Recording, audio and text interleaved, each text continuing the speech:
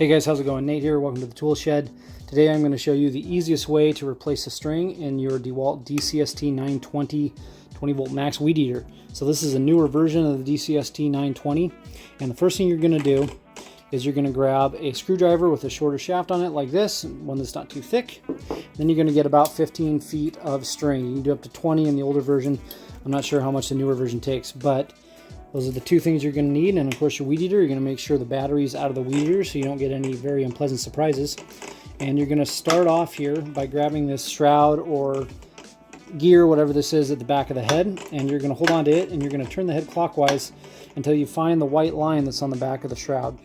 And you're going to line it up with this white line on the head. And what that does is that lines up all your holes in your head so that you can put your string in. So then you're going to take your new string and you're just going to slide it right in. And if you slide it straight enough, if the end of the string is straight, it'll slide right through, all the way through the head. And what you're going to do is you're going to pull the string all the way out until both sides are relatively even. And then you're going to take and hold on to the string. And then what you're going to do, hopefully you can see this here. If you look at this part of the head, there's a little notch. And then if you rotate this, the metal color inside, there's a larger hole. So you're going to line that up until those two match. And then you're going to take your screwdriver and stick it in there. You're going to need something that'll fit in there.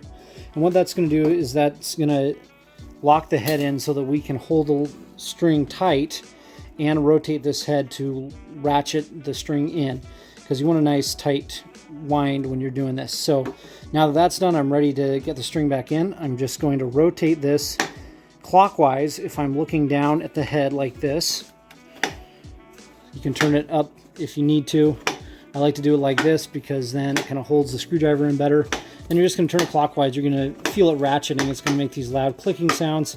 That's good. That means that you're winding your string in there the right way. And so you're going to go all the way until there's 6 or 7 inches of string left. And then just wind it around the inside part of the head there.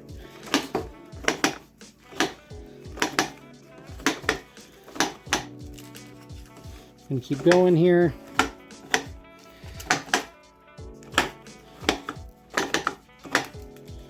It's really easy to do.